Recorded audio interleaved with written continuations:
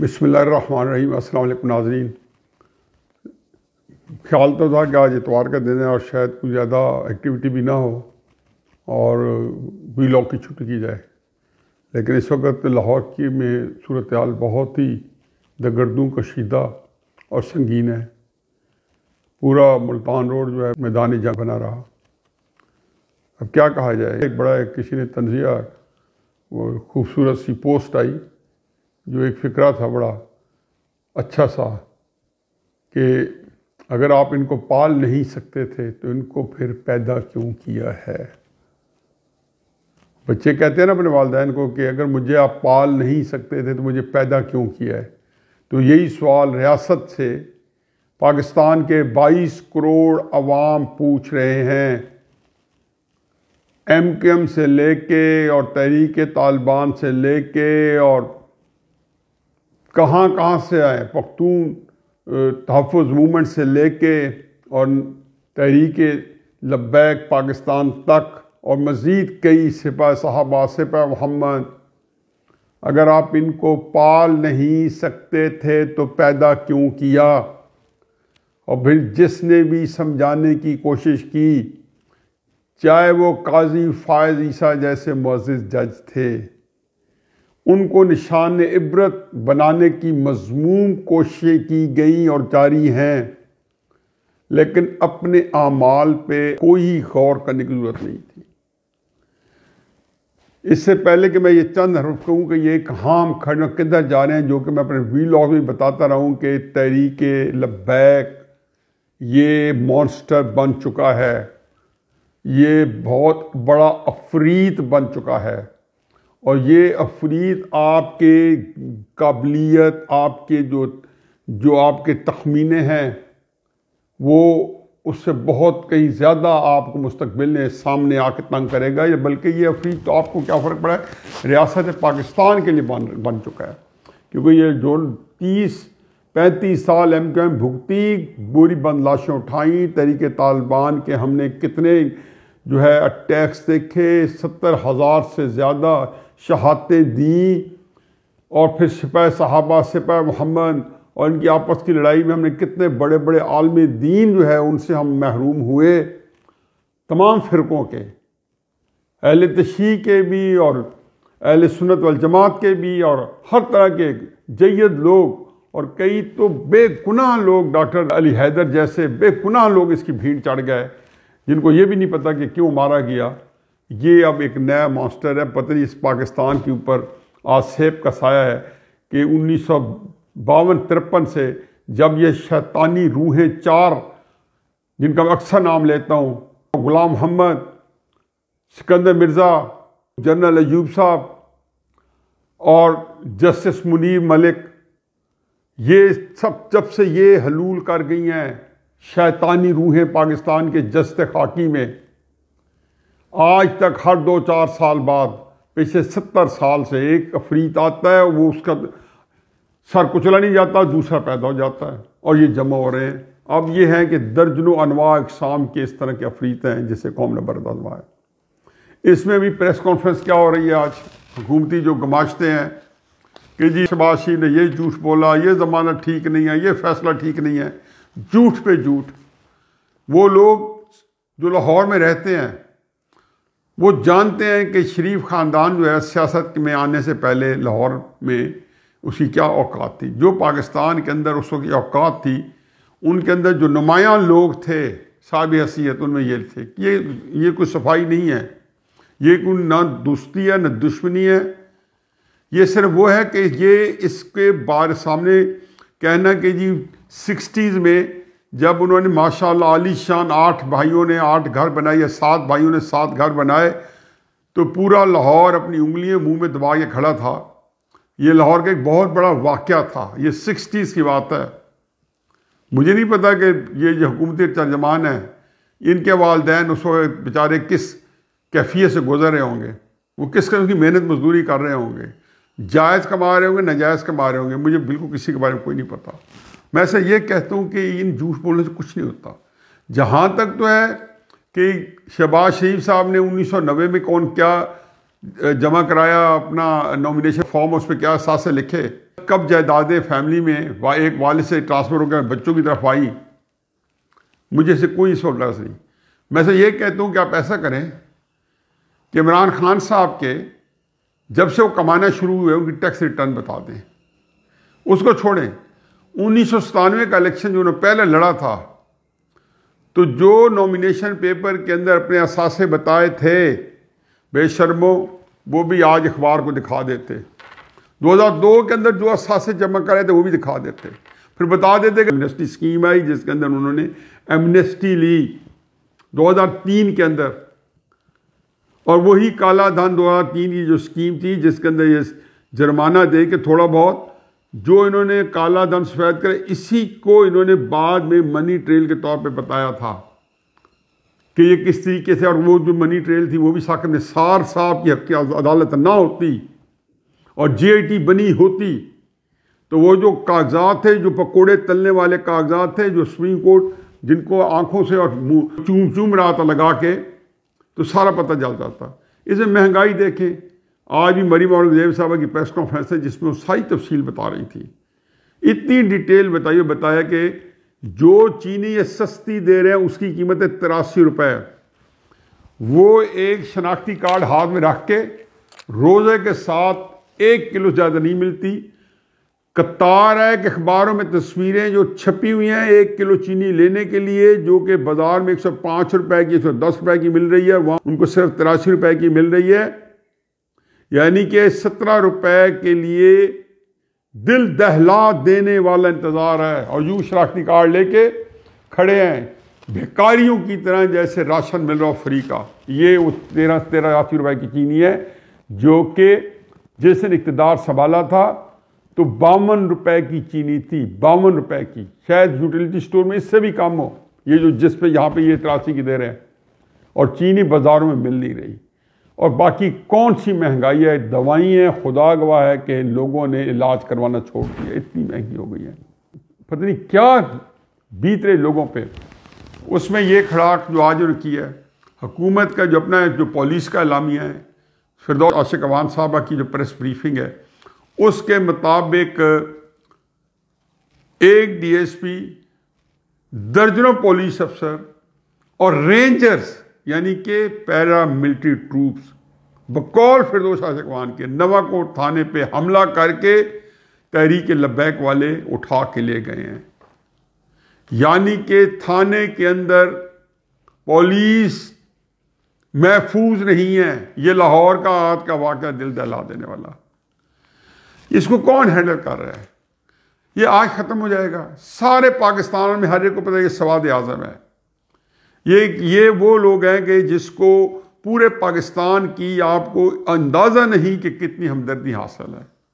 पाकिस्तान वो नहीं है जो आपको क्लबों में और 5 स्टार होटल्स में और पॉश सोसाइटी में मिलता है, जो आपके इर्द गिर्द बैठे हैं बर्गर्स कम्युनिटी, ये सारे के सारे बैठे हैं और ये सारे एक ख़ास प्रोटेक्टेड माहौल में, महफूज माहौल में रहने वाले, यहाँ पे कितने बड़े बड़े ओहदेदार, इनको अंदाज़ा नहीं है कि आम लोगों के जज्बात जो हैं मज़हब के बारे में और इस इशू के बारे में क्या हैं।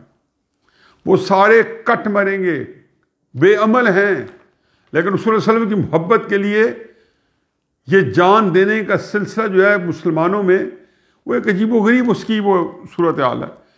आप लोगों ने इसको पैदा किया, इसको परवान चढ़ाया, इसकी सपोर्ट की, इमरान खान साहब की बेहया किस्म की तकरीरें, आप उसको जस्टिफाई कर रहे हैं कि वो धरना, आप कहते हैं थोड़े लोग हैं। भाई आपके धरने में खुदा गवाह कि ऐनी शहद दूँ 29 अगस्त था या 30 अगस्त की रात थी, हफ्ते की रात थी, उसके लिए उन्होंने 2014 के धरने की बात कर रहा हूं, जब इन्हें 15-15, 20-20 लाख रुपया एक एक जिले में भिजवाया, जो करीबी 15, 20, 25, 30 जिले थे कि बंदे लाओ। गिन के तहरीक इंसाफ वाले सारे मुझे देख के आ गए, तो मैं धरने में खुद शरीक हुआ, उसमें गिन के बताया था कि टोटल 6-7 हज़ार बंदा था। जब मैं तहरीक इंसाफ के बच्चे के जो सियालकोट के और फैसलाबाद के मुझे देख के मेरे करीब आ गए थे, पूरे के पूरे गौल के गौल, नीचे के कंटेनर पे उनका लीडर खड़े थे सारे, तो मैंने पूछा कितने बंदे हैं, कितनी DSNG खड़ी हैं, कितनी नान कीमे कबाब वाले ट्रक खड़े हैं, कितने कुर्सियों वाले बिस्तरों वाले खड़े हैं। टोटल 6,500-7,000 गिनती वो जो मैंने उनसे करवाई, इससे भी 1,000-1,500 कर रहे हैं। इसके अलावा तो चंद 100 बंदे थे, 200-300-400 बंदा होता था। उसके ऊपर आप पूरे पाकिस्तान का निज़ाम हिला के देना चाहते, आप बिजली के बिल जला रहे थे, आप सेवन नाफरमानी कर रहे थे, जलाओ घराव कर रहे थे। फिर खादिम हुसैन रिजवी के धरने में कहते मेरे वर्कर के मेरे पे दबाव है कि मैं ऐसे बैठूँ, और फिर 2 साहब इखवान कहते हैं कि हमारे चूँकि मकासद अरफा और आला थे, यानी कि पलीद लोगों के मकासद अरफा और आला थे, और जो रसूलुल्लाह सल्लल्लाहु अलैहि वसल्लम का नाम ले रहे हैं उनके मजमूम थे। माज़अल्लाह, आपको शर्म आनी चाहिए। ये चीज़ इस तरह ख़त्म नहीं होगी। आज जितनी अफवाहें आज फैली शहर के अंदर कि जी दर्जनों शहीद हो गए, ज़ाहिर है ये होनी है, जो खबर आ नहीं रही। लोग हर तरह की सोशल मीडिया पे हर तरह की चीज़ें अपलोड कर रहे हैं। ये इतना भयानक मंजर है। मैं सिर्फ वील और किराया इसलिए, ये नहीं कि ये कोई हालात को ठीक कर लेंगे, मैं सिर्फ ये आपको बताता हूँ कि ये मैंने सिर्फ इसलिए कहा है कि फोर वार्न करने के लिए, क्योंकि मेरे पास अब ये बदकिस्मत काम रह गया है कि इनको मुस्तकबिल के बारे में बताऊं कि किस किस्म की बदनसीबी इस मुल्क में आने वाली है। जो इनके साथ तो क्या होगी, शेख रशीद अब कितना महफूज होगा पाकिस्तान में मुझे नहीं मालूम। ये हुकूमती ओहदेदारान जो वज़ीर आज़म है, वज़ीर आला है, ये जब सरकारी हिसार से निकलेंगे तो ये कितने महफूज होंगे। अगर आपने गला बाती एहसन इकबाल को गोली मरवा ली, आपने नवाज शरीफ साहब पे जूता फेंकवा दिया गला बाती प्रोपेगेंडा कर करके, उन्हें तो कोई ऐसा बयान नहीं दिया था। ख्वाजा आसिफ साहब के ऊपर आपने अटैक करवा दिया, आए दिन यही इस तरह के अटैक्स होते थे। तो इसके बाद क्या होगा? हमेशा मैं कहता हूं कि 22 करोड़ लोग जो हैं, ये मैंने सलमान तासीर साहब को कहा था, मैंने कहा कि सलमान भाई 22 करोड़ लोग में से कौन क्या सोच रहा है ये मुश्किल है। एक आदमी जो है वो क्या सोच रहा है, वो कहाँ होगा, उसके हाथ में सरकारी मुलाजिम होगा, वो किस ड्यूटी पे होगा, वो क्या सोचेगा। अब सारे लोग गैर महफूज हो गए हैं इस मुल्क में। ये इस तरह की चीजें तशद्दुद से नहीं होती।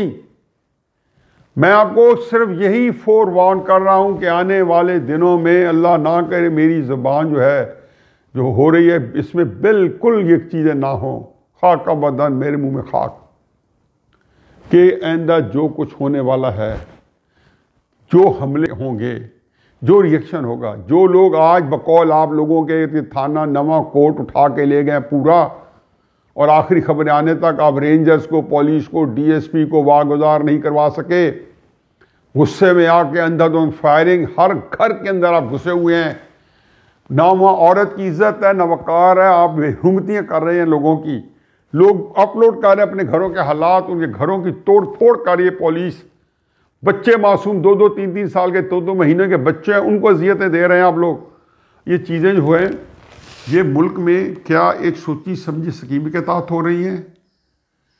ये एक मुकम्मल तौर पे एक लगी बंदी प्लान बदनीयती है या जहालत इस दर्जे की है कि आप लोगों के पास एक जो दौला शाह के चूहे जितनी और एक चिड़िया के दिमाग जितनी अक्ल नहीं है कि इन हालात को कैसे कंट्रोल करना है।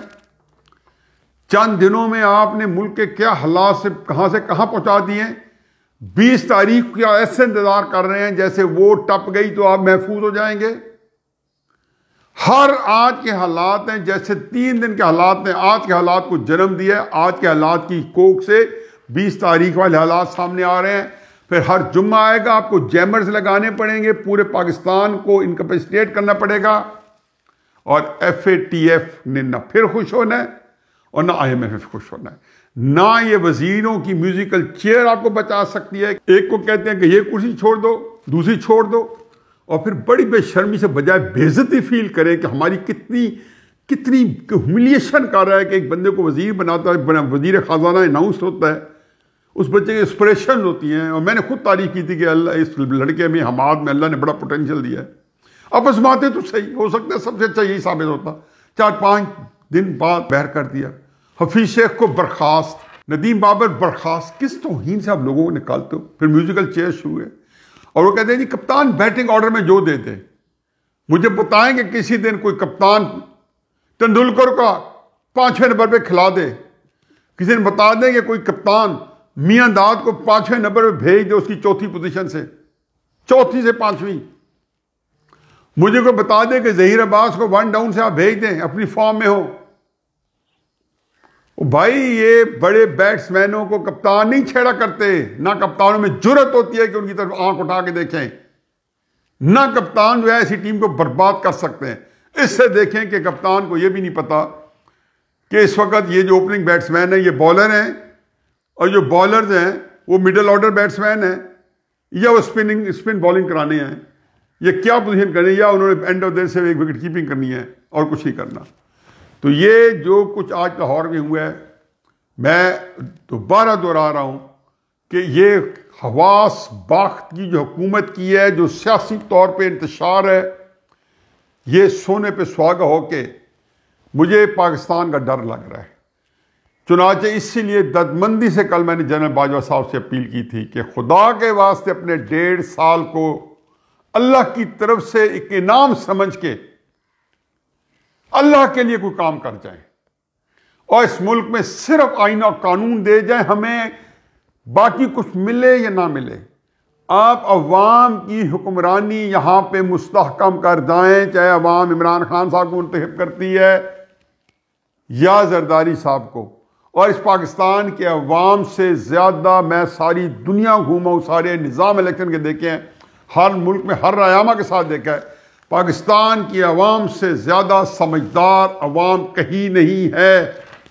या आप लोगों के हमारे अंदर हमारा अपना तमा, लालच, हमारी अपनी बदनीयतियाँ जो हैं उसको हम रंग रमान के नाम पे दे के और इस मुल्क के साथ खिलवाड़ कर रहे हैं। अब ये खिलवाड़ ये ना हो कि ये खिलवाड़ जो है आखिर में हमेशा होता ही हर इनकलाब में कि ये रियासत के मुक्तदिर लोगों के घरों में घुसता है, और जब ये घुसता है तो ये क़यामत खेजी होती है। वमा अलैना इल्लल बलाग।